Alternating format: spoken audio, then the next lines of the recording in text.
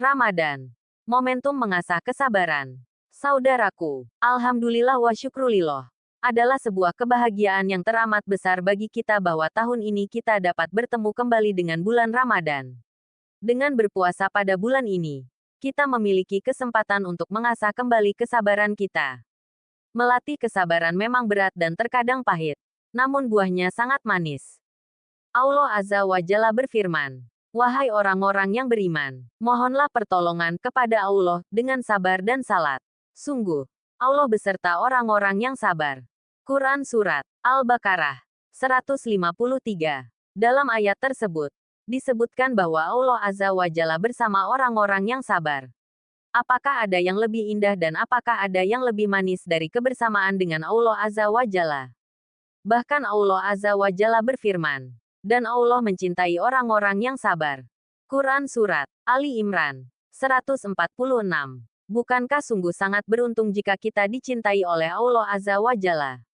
Saudaraku, sabar itu dalam bahasa Arab. Secara bahasa sabar berarti radia, rida, tajalada, mengikat, tahamala, bertahan, ihtamala, menahan, dan dalam menghadapi sesuatu fi huduo, wa itminaan, dalam ketenangan, dan duuna syakwa, tanpa mengeluh. Namun tentunya untuk mencapai tingkatan itu tidaklah mudah. Allah Azza wa Jalla berfirman, "Dan mohonlah pertolongan kepada Allah dengan sabar dan salat. Dan salat itu sungguh berat, kecuali bagi orang-orang yang khusyuk."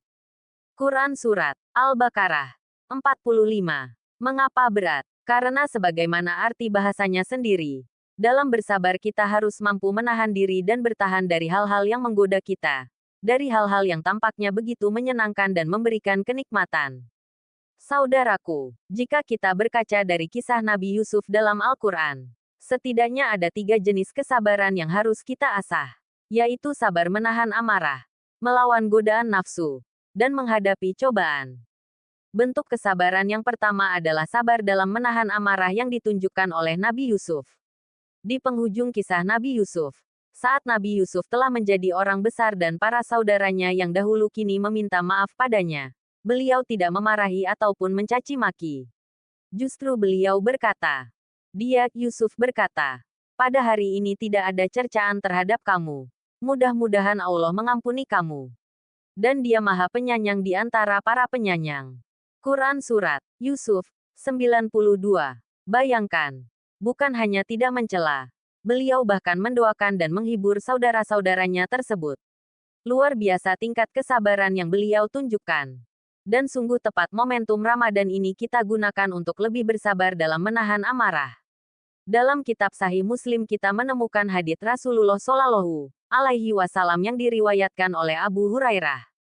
"Jika salah seorang di antara kamu berpuasa, hendaklah dia tidak berkata-kata yang kotor ataupun melakukan perbuatan yang bodoh. Dan jika ada seseorang yang mencelanya atau mengajaknya bertengkar maka hendaklah ia berkata, 'Sesungguhnya aku seorang yang berpuasa. Sesungguhnya aku seorang yang berpuasa.'" Hadis riwayat Muslim. Saudaraku, yang kedua, kita harus sabar melawan godaan hawa nafsu.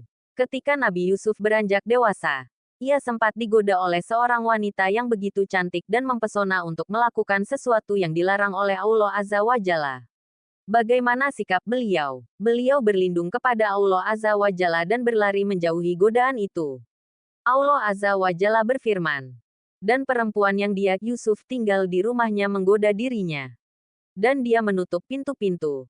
Lalu berkata, 'Marilah mendekat kepadaku.' Yusuf berkata, 'Aku berlindung kepada Allah. Sungguh, Tuanku telah memperlakukan aku dengan baik. Sesungguhnya orang yang zalim itu tidak akan beruntung.'" Quran Surat Yusuf 23. Saudaraku, yang ketiga, kita juga harus sabar dalam menghadapi musibah. Dalam surat Yusuf Allah Azza wa Jalla mengisahkan bagaimana sang raja bermimpi melihat 7 ekor sapi betina yang gemuk dimakan oleh 7 ekor sapi betina yang kurus, 7 tangkai gandum yang hijau dan 7 tangkai lainnya yang kering. Nabi Yusuf mentawilkan mimpi itu sebagaimana berikut. Yusuf berkata, "Agar kamu bercocok tanam 7 tahun berturut-turut sebagaimana biasa. Kemudian apa yang kamu tuai hendaklah kamu biarkan di tangkainya kecuali sedikit untuk kamu makan. Kemudian setelah itu akan datang 7 tahun yang sangat sulit, yang menghabiskan apa yang kamu simpan untuk menghadapinya, tahun sulit kecuali sedikit dari bibit gandum yang kamu simpan. Setelah itu akan datang tahun di mana manusia diberi hujan dengan cukup dan pada masa itu mereka memeras anggur. Quran Surat Yusuf 47-49. Saudaraku, dapat kita lihat bahwa dengan kesabaran selama 7 tahun mereka melewati cobaan berupa masa-masa sulit. Akhirnya membuahkan hasil yang begitu manis. Berdasarkan kisah Nabi Yusuf tersebut kita dapat memetik ibrah pelajaran agar kita dapat senantiasa bersabar dalam segala ujian dan cobaan dari Allah Azza wa Jalla. Karena di balik kesabaran itulah Allah Azza wa Jalla membersamai kita. Semoga Allah Azza wa Jalla mengaruniakan hidayahnya kepada kita, sehingga kita tetap istiqomah senantiasa bersabar dalam segala hal untuk meraih ridhanya. Amin ya Rabb. Wallahu alam bisawab.